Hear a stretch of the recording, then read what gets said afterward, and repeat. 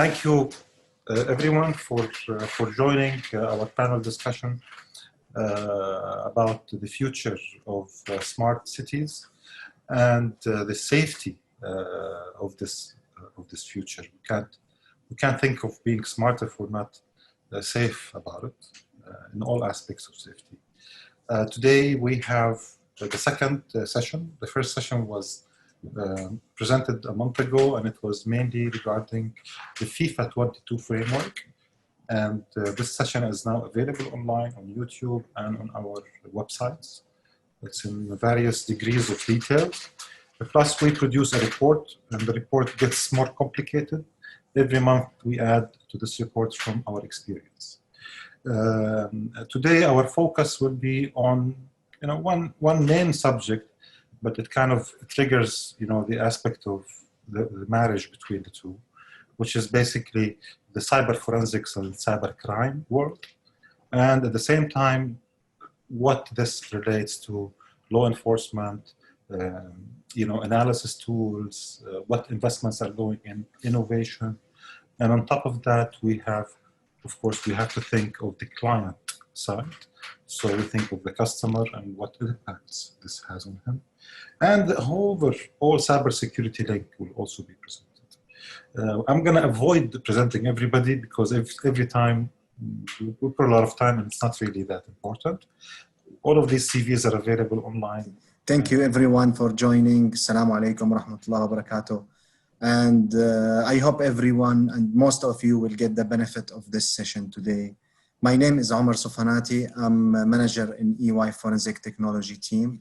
We can't work and we can't have SOC, dedicated SOC without having digital forensic and proper incident response strategy in place. So next slide, please.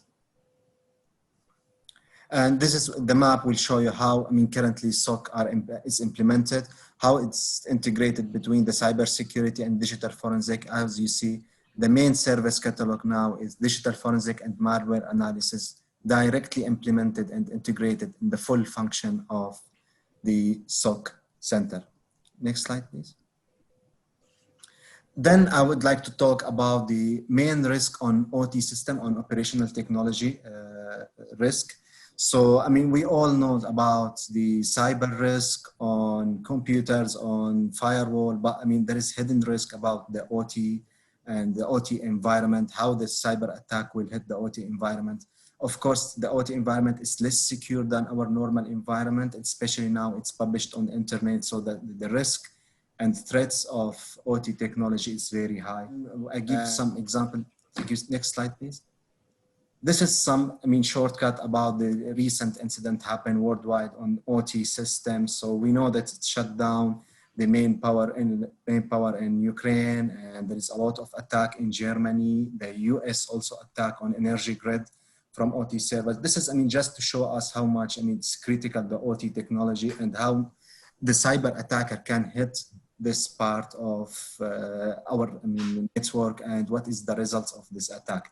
Then, and this is some sample of actual really attack happened on OT system, just to show you how it starts from the attacker itself at step one. They use like zero-day attack or something else, USB attack or whatever. Then the detection happened. The detection happened. This is the part two. It's very important. The point two. Without point two, the attack will be noticed at the end when we do incident response. But if we have something, we call it compromise assessment in place, or threat hunting, or early detection implemented within the OT systems, we will know about this attack at early stage, and we can avoid it actually without, having impact on the overall daily operations. Actually, recently we start investigate ransomware on main servers, on very important server rather than the normal laptops or working laptops.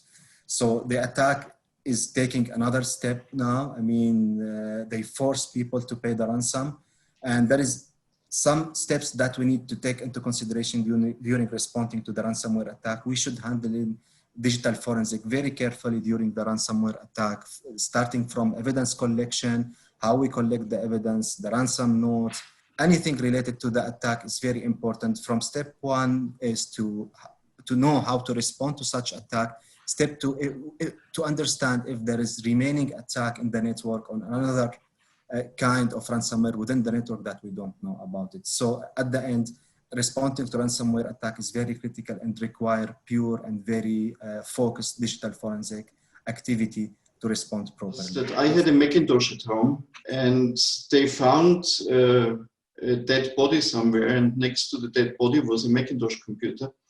Oh. So the actual body, a dead person? Yes.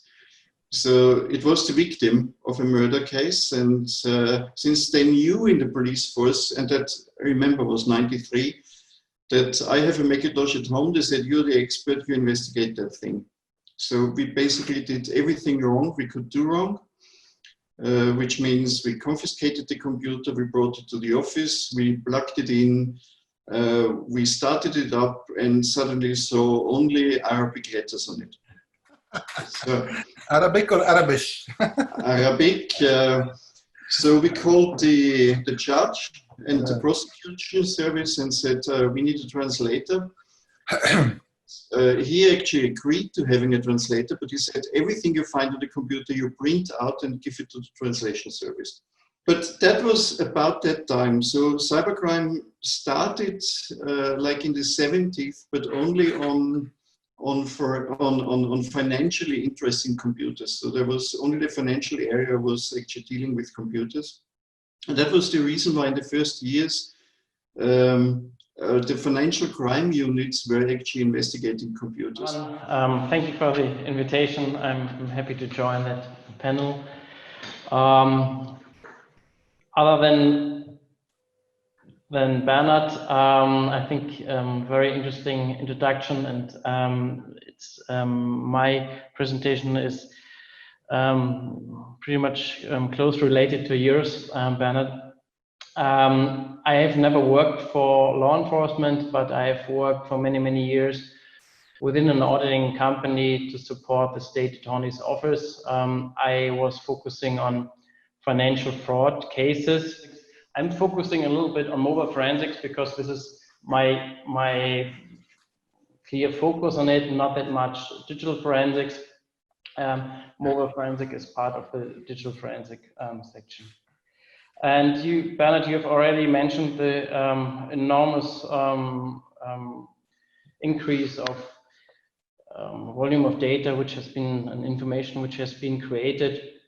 If we see, take a look from 2010 to 2020, we started with 2 zettabytes. It's 2 billions of terabytes now. It's a factor of 30. Forensic investigations focusing more on text, images, and shifted slightly to video. And recently, one of the big challenges is voice. Data is not any longer stored on the device itself. It's moving. There are also some kind of shifting ongoing. The data is moving from the device to the cloud. So my expertise is mainly in information security. But I have, through the area of security incident response, and monitoring. This is where my work overlapped with forensics. The focus for me is for organizations such as industrial organizations and oil and gas, like Omar explained, how to respond to incidents and use forensics, especially live forensics, because live forensics is different from file system forensics. One of the things that I wanted to highlight is that sometimes there is a conflict between law enforcement and the organization's objective, because sometimes if we do want to preserve evidence and to defend a case, it might require shutting down some computers, and that can mean a lot of loss for our business. So there is always this kind of balance, and some organizations might not even report the cases to law enforcement because of this. The traditional forensic analysis is important because sometimes we need to know how the incident happened a long time after we discovered. Hello, everybody. Thank you for being on this discussion today. My name is Haris. I'm working for Rodent Shorts as the Regional Sales Manager, responsible for the cyber defense portfolio. During this session, I will try and give my perspective on cybercrime and cyber threats, mainly focusing on how organizations can utilize the technology, policies, as well as processes to mitigate or minimize those threats or the risks. When you talk about forensics or cyber attacks, there's always a race against time to gather enough evidence to get to the actual threat actor. And generally, when we see in the operational environment, the threat actors, they're generally always a step ahead in hiding their tracks, using sophisticated techniques, using encryption or obfuscation, or even planting false evidence to mislead the investigators. Malware or exploit kits embedded in legitimate websites. I mean, these techniques can be used by attackers to trick the normal user to download or install malware, viruses, ransomware, or any such kinds of malicious code. And roughly 70% of all these attacks, they're carried out using browsers or the visited websites. What are the common warning signs of data theft in an organization? What should raise red flags from the years of experience you all have in this field? Oh, okay. So we must all answer this question, but very quickly. You really all have 20 seconds. It's a very hard question to answer, and sometimes it's you see the red flags when it's too late. This is why I felt I was answering it with a heavy heart, because usually when you see the red flags, they are already red.